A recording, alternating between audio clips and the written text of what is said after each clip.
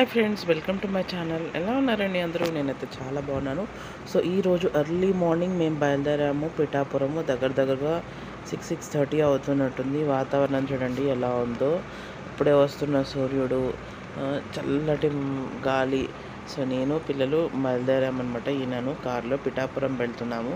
పిఠాపురంలో కుకుటేశ్వర ఆలయం అని ఉంటుంది, పాదగయ అని. అక్కడ పెద్దవాళ్ళ కార్యక్రమాలు అవి చేయిస్తూ ఉంటారు. సో ఈరోజు మా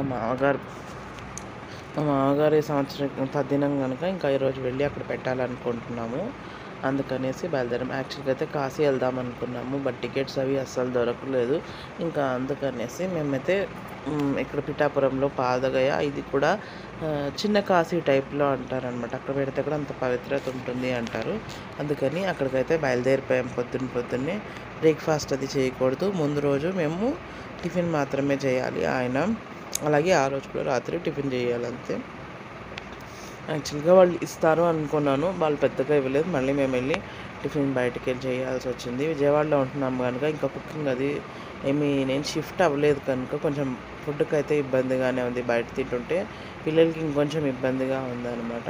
సో పిల్లలతో కనుక వాళ్ళకి ఏమంటాం వాటర్ బాటిల్స్ అవన్నీ ఎక్స్ట్రా పట్టేసుకున్నాను, కార్లో కూర్చున్నాను. అక్కడ ఆ లొకేషన్ అంతా కూడా నేను చిన్న వీడియోలో షూట్ చేశాను. అది చూడండి. టెంపుల్ లోపలికి అయితే అలౌ చేయలేదు, బయటంతా తీశాను అనమాట. అండ్ మేము 3.5 hours పట్టింది. తర్వాత మధ్యలో సామాన్లు కొట్టి దిగి మా అత్తయ్య గారిని కలెక్ట్ చేసుకోవాలి. ఆవిడ వైజాగ్ నుంచి వస్తున్నారు వందే భారత్కి. ఆల్రెడీ వచ్చేసి చాలాసేపు అయితే మేము వెళ్ళేసరికి ఆవిడని కలెక్ట్ చేసుకొని స్టేషన్ దగ్గర మేము మళ్ళీ రిటర్న్ పిఠాపురం బ్యాక్కి వెళ్ళాను అనమాట. సో పిఠాపురం వెళ్ళిన తర్వాత అక్కడ ఎలా జరిగింది ఏంటి అనేటటువంటిది అంతా కూడా ఇక్కడే చెప్పేస్తాను. అక్కడ అవ్వలేదన్నమాట అందులో చూపించడానికి. మనకి కార్యక్రమం అనేది విడిగా అక్కడ మన కోసం చేస్తారు. అండ్ కాస్ట్ వచ్చేసి కూడా 100 రూపీస్ టికెట్ తీసుకోవాల్సి ఉంటుంది. అండ్ పంతులు గారికి మనం ముందు మాట్లాడుకోవాల్సి ఉంటుంది. లేదంటే అక్కడ పక్కకి వెళ్ళిన తర్వాత కూడా అప్పుడు అవైలబుల్ ఉంటే దాన్ని బట్టి మనం చూసుకొని ప్రైస్ అనేది వేరియేషన్ అవుతుంది. వచ్చిన వాళ్ళని బట్టి ఫుడ్ అనేటటువంటిది, కాస్ట్ అనేటటువంటిది పడుతుంది అనమాట. ఇద్దరు వస్తే ఒక కాస్ట్, ముగ్గురు వస్తే ఒక కాస్ట్, ఎక్స్ట్రా ఎంతమంది వస్తే అంత కాస్ట్ పడుతుంది. 300 per plate లా పడుతుంది. అండ్ అక్కడ కార్యక్రమానికి మనం ఏం సామాన్లు ఏం పట్టుకెళ్ళక్కర్లేదు. పంచలు ఒకటి తీసుకెళ్తే సరిపోతుంది. కొంతమంది వాళ్ళది పటాలు కూడా తీసుకొస్తున్నారనమాట, చనిపోయిన వాళ్ళవి. మేమేమో అలా పటం చేయించలేదు, తీసుకెళ్ళను లేదు. ఆయనది ఫోటో కూడా చాలా రేర్గా ఉంటుంది. ఎక్కడైనా ఉంటే నేను మీకు వీడియో ఎండింగ్లో ఆయనది పోస్ట్ చేయడానికి చూస్తారనమాట. ఆయన చనిపోయి కూడా ఆల్మోస్ట్ 31 years అవుతుంది. సో మేము ఇంతవరకు ఎక్కడ ఆయనకి ఫోటో అనేది చేయించలేదు, జస్ట్ రిమెంబరెన్స్ ఉంచుకున్నాం అంతే. ఎవ్రీ ఇయర్ చేస్తాము. ఒకవేళ అవ్వకపోతే పత్రాలైనా ఇస్తామన్నమాట. ఇది మాత్రం ఖచ్చితంగా చేయాలి అండి. మనం పెద్దవాళ్ళకి పెట్టినటువంటి దాని రిజల్టే మన పిల్లలకి చూపిస్తుంది అని నాకు ఇప్పుడు కాదు, ఈ 15 ఏళ్లలో నాకు పంతులు గారు చెప్తూనే ఉన్నారు ఆ రిజల్ట్ అనేటటువంటిది. ఇలా చేయడం వల్ల దాని ఎఫెక్ట్ మన పిల్లలకి చూపిస్తుంది అనేసి. మన పెద్దవాళ్ళు ఎవరైనా అలాంటివి చేయకపోతే పిల్లలకి తగులుతుందండి. ఆ ప్రాబ్లమ్స్ పిల్లలు ఇంకా ఫేస్ చేస్తారు.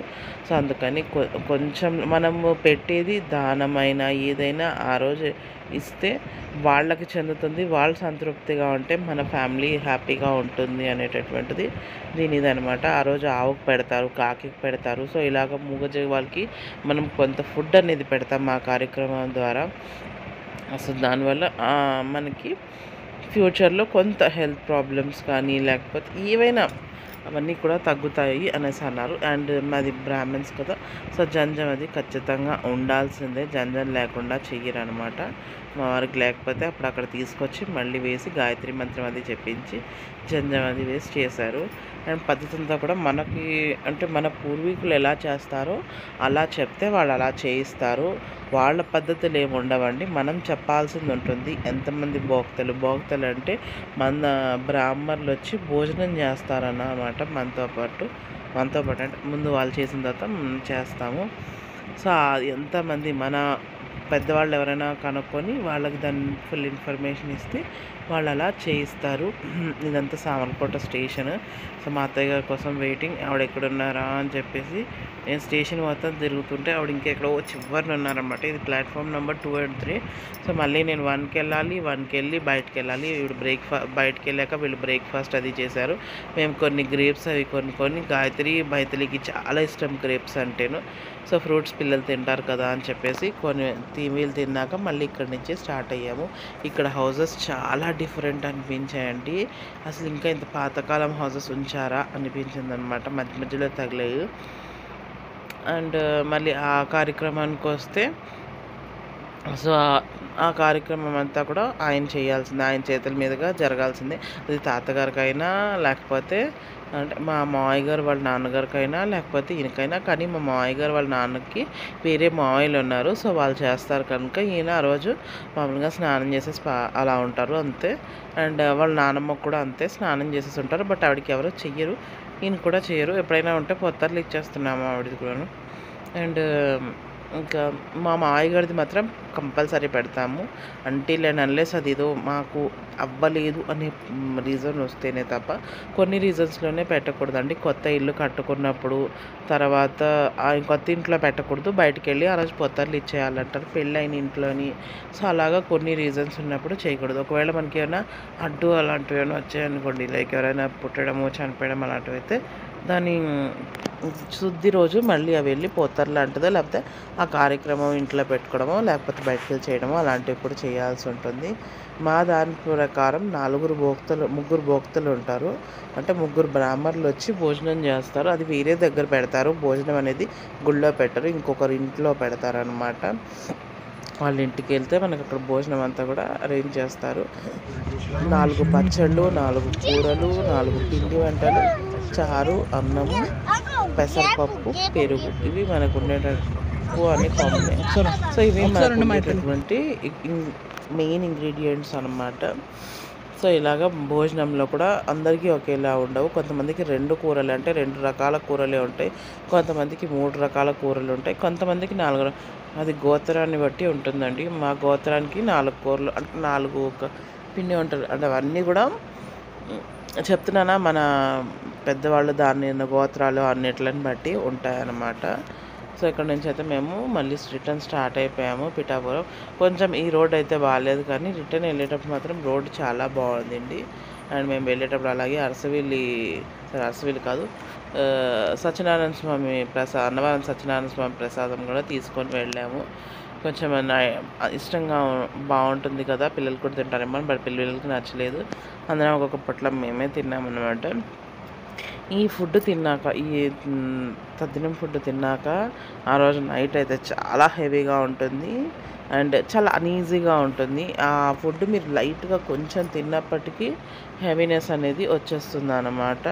అది ఆటోమేటిక్గా ఆ ఫుడ్లో ఆ రోజు ఉండేటటువంటి ఆ ఫుడ్లో పవర్ మనం మళ్ళీ నార్మల్ రోజులో తిన్నప్పుడు అదేం అనిపించదు, కానీ ఆ రోజు అలా ఉంటుంది. దెన్ అది ఎవరి దగ్గర ఉండండి, అంటే మన ఇంట్లో మనం చేసిన కార్యక్రమాలదే కాదు, నాకైతే ఎక్కడికి వెళ్ళినా ఆ టైప్ ఆఫ్ ఫుడ్ తింటే అది అలాగే ఉంటుంది. తద్దినాల ఫుడ్లు, సంవత్సరకాల ఫుడ్లు కానీ తద్దినం ఫుడ్ కానీ ఇలాగ మాసికాలు అంటారు, మేము మంత్లీ చేసేది కూడా ఉంటుంది. దాని ఫుడ్ తిన్నా కూడా అలాగే ఉంటుంది. దాని తర్వాత ఇంకా అదే నైట్ ఇడ్లీ ఏదో తిన్నామంతే. ఇంకా ఇడ్లీ కూడా నేనైతే తినలేకపోయాను.